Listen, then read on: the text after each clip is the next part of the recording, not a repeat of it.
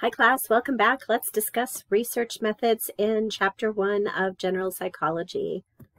So today we are going to be looking at the scientific method. So first of all, the very first step as we are using the scientific method is to develop some kind of a question. You're a person in the world, you're looking around, you're seeing interesting things happen, and you say, I wonder what that's about. I wonder why that's happening. I wonder if other people are doing this. I wonder if there's a biological correlation here. You have some kind of question. From there, you begin to develop a hypothesis. So suppose, let's go back and think about our borderline personality disorder. Remember, this is a personality disorder where there's cutting, suicidal ideation, I hate you, don't leave me, a lack of a core sense of self. So we may develop a question where we're wondering if what might cause this personality disorder. We might have a hypothesis that there's something to do with parenting. Maybe we say to ourselves, as we're developing a question, we might say, I wonder if invalidating parenting might be a contributing factor to borderline personality disorder. The hypothesis is not a question. It is always a statement. So we would change that question into a statement. We might say invalidating parenting has is directly correlated with developing borderline personality disorder. Then we're going to design a study and collect the data. And so we can't assign parents to be invalidating of their children. We can't tell parents to do that. So what we might do is recruit a sample of people, some with and some without borderline personality disorder, and then ask them what their parents were like. We might ask the parents how they were with the children, and we might get some data on parenting style, invalidation, and presence of BPD.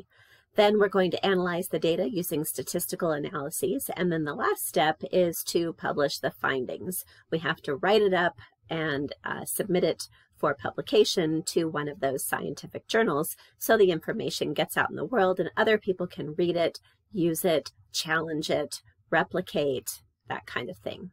So let's kind of walk through how this process works. First step is develop a question. We might observe the world, we identify something interesting happening, and then we're going to read a lot of research on it. We're going to read the scientific literature on the topic.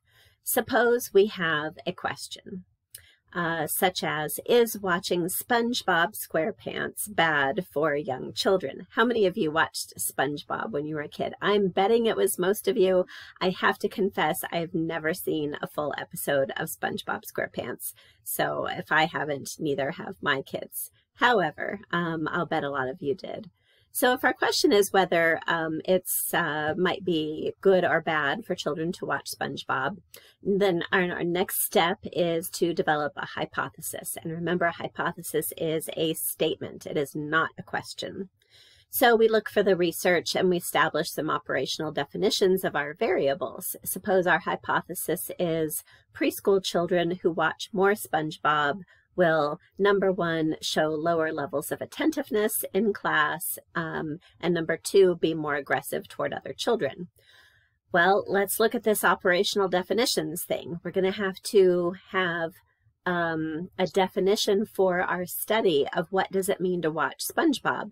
Does that mean 10 minutes, 1 episode, 3 hours, 5 episodes, 3 hours a week, or 3 hours a day? Do you see the question? We have to figure out exactly what we mean with that variable. We're also going to have to do the same thing for attentiveness and aggressiveness. How do we define attentiveness and aggressiveness? For example, aggressiveness could be punching another kid, hitting another kid, yelling, knocking over another kid's toys. Attentiveness could be how much time do they look at the teacher? Could be, do they remember their work? Do they remember like the concepts that they were taught? All kinds of ways that we can think about these. And so we have to develop an operational definition. Step 3 is to design a study and collect data. We're going to plan a well-controlled study, meaning when I say well-controlled, what I mean is we're controlling for all kinds of extraneous variables. For example, if I want to do my SpongeBob study, suppose I go into, let's say, downtown New York City, and then I completely run my study there. Let's say that. Well, are those families and those children the same as all the other families and children around the United States? Have I now added a variable that is not going to translate? Would these children be different from rural kids, from kids in DFW, from kids in suburbs? Maybe. Are they different from kids in Papua New Guinea? Probably. So this is what we mean when we say a well-controlled study. You've got to think about all the extra variables. Then we're going to collect the data.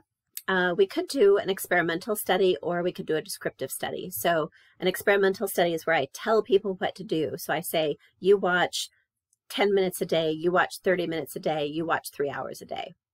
Descriptive simply means I ask people what has already happened. So I might collect a bunch of students and then I find out how much SpongeBob have they been watching. In this case, I want to do an experiment. So I'm going to assign one group of students, preschoolers, to watch 2 hours of SpongeBob a day, and then a different group will be assigned to watch 30 minutes per day, and then a different group will watch none. Then I'm going to observe the behavior in the classroom, and I'm going to code for attentiveness and aggression. So there's our design a study and collect data. The next step is to analyze the data. So the researcher is going to organize and analyze all the data and determine whether the hypothesis was supported or not by running statistical analyses. You can use R or SPSS or Jamovi. These are all computer programs to run statistical analyses.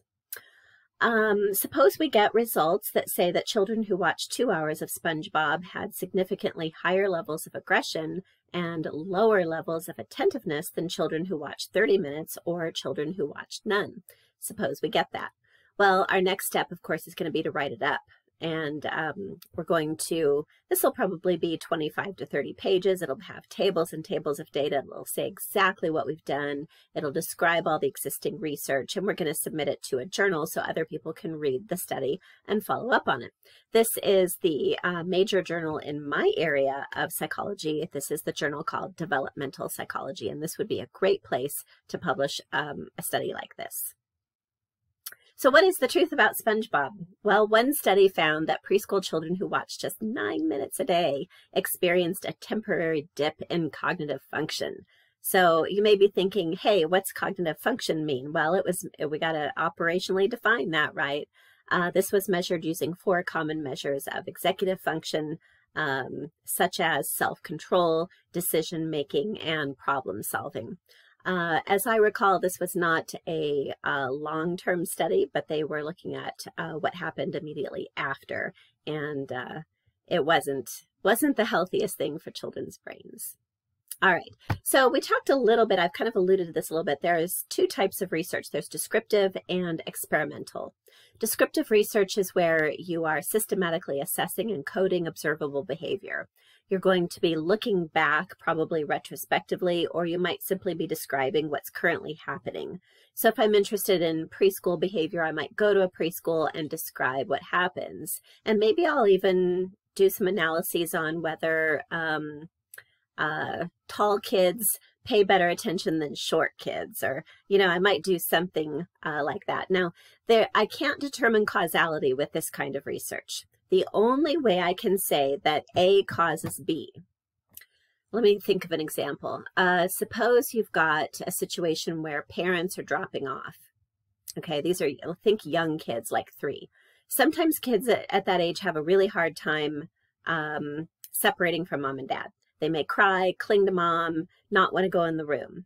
And what do the parents do in that situation? They will often go in the room with them. They'll offer comfort. Maybe they sit down with the child until the child's playing and then they slip out. There's all kinds of things parents can do. Or some parents will just confidently say, you're going to be safe with Miss Peggy and I will see you at 3 o'clock today, and they walk off.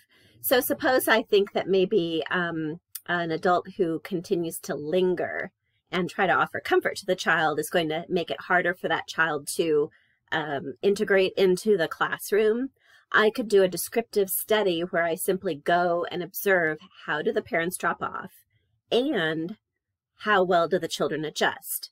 But if I do that, I can't say that one causes the other. I can't say that a clean break causes better integration. I can't say that lingering causes worse integration. The only way I can do that is if I run an experiment. In an experiment, I assign people to do things. I recruit parents in some preschools, and I say, you are going to drop the kid off, smile, say you're going to be safe and happy with Miss Peggy today, and I'll see you at 3 o'clock. See you later, alligator, and then confidently walk off. Or I say to a different group of parents, you're going to linger for 5 minutes and offer comfort.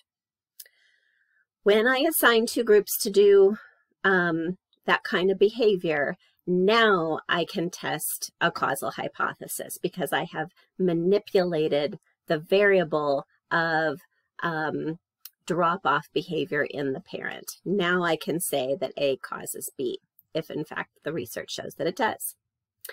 So let's think a little bit more about this descriptive research. Have you ever seen that TV show, What Would You Do? John Quinones ran that show for a long time.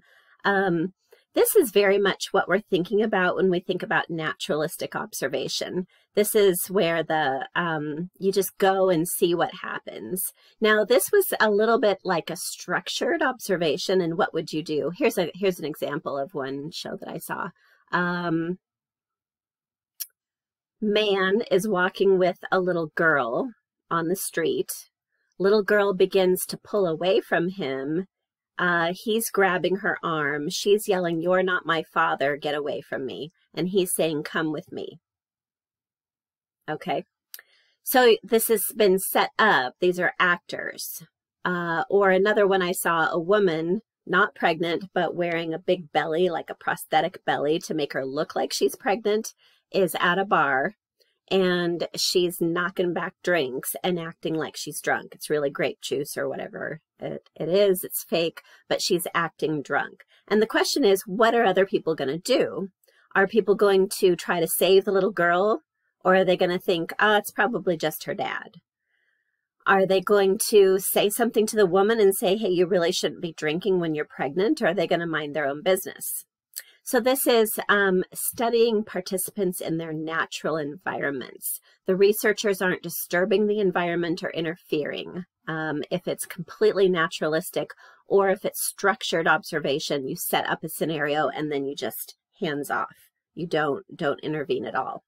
So the benefits of this is real life. This is what people are actually doing. The cons of this are there is a lot of unwanted extraneous variables.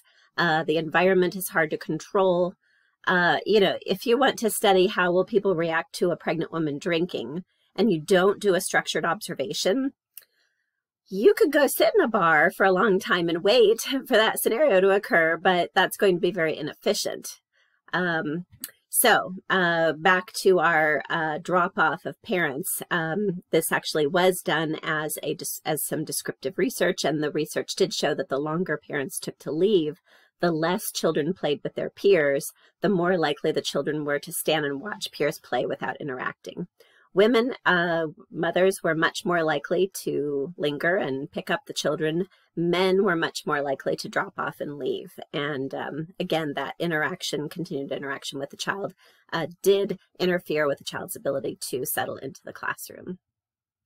All right. So sometimes we do descriptive research that we'll call a case study. A case study is where there is a ton of data on one person or one group. This is very helpful when you're investigating some kind of very unique and interesting case.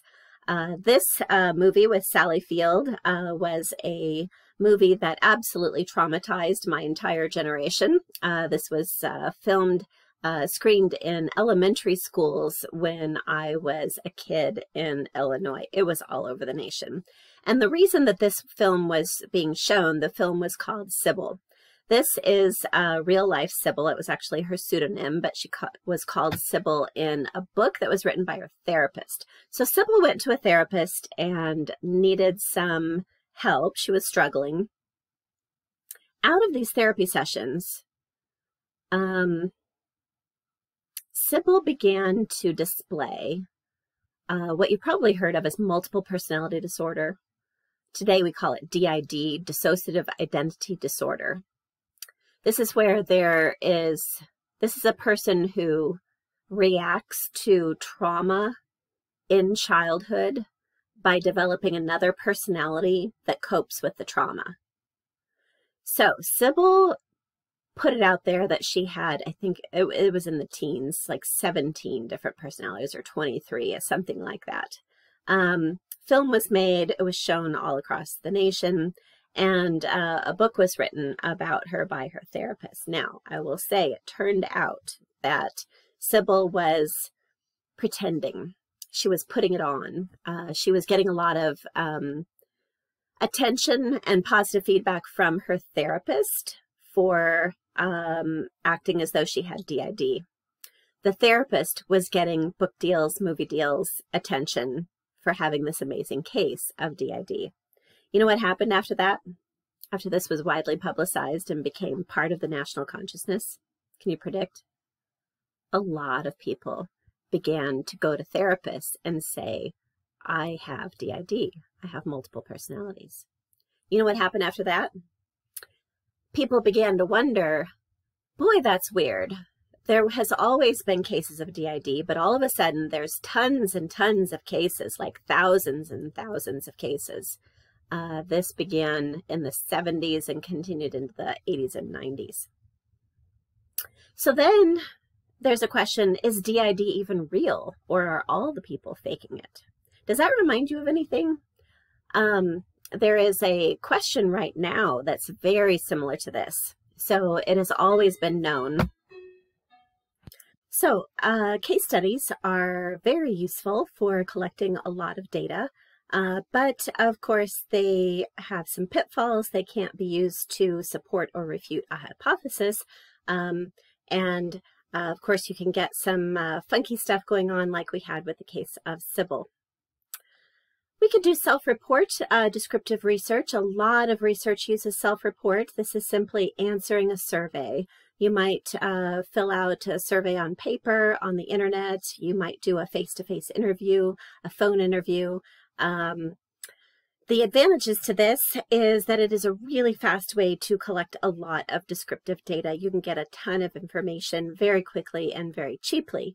However, there are some definite disadvantages. If you don't word your questions quite properly, they may be misinterpreted. Some people may be less than honest. They may not want to tell you how much sweets they ate last week, or how much they drink, or how many times they have nasty thoughts about other people. It is a little bit just skimming the surface. You don't get detailed, really deep information with self-report. And you also have to be careful about getting a representative sample with your self-report research. For example, if I put a survey on the internet, maybe I put it on social media, and I get a whole bunch of people to respond to that, is that actually going to be representative of the group that I am interested in? Are people who are on social media different from people who are not? Are people who answer surveys on the internet different from people who don't? Yes, the answer is almost certainly yes. So in my in-person classes, I like to give my students a quiz at this point. I say, here's my survey, my self-report survey. Would you eat a grasshopper? Just show me by a show of hands. And usually, 2, 3, 4, 5, 6 students out of 30 will raise their hands and say, sure, I would. Usually a few people will say, well, is it been fried? Am I starving? And those are excellent questions. And I say, you know what? This is just what the survey says. It says, would you eat a grasshopper? Answer it yes or no. And so then at that point, once I've got everybody's answers, I turn around slowly and go to my backpack against the wall behind the podium and dig around in my backpack for a minute and pull out grasshoppers, edible grasshoppers. And then I begin to go around to all the people who had raised their hands and offer them. Now, at this point, you can imagine some people are like, oh, wait a second. I didn't think you meant right now. Are you sure? And some people, you know, say, yeah, give me one of those. And other people who had previously said no are like, hey, can I try one? But there's always somebody who says no. And so here we begin to think about this idea of how do we ask the question.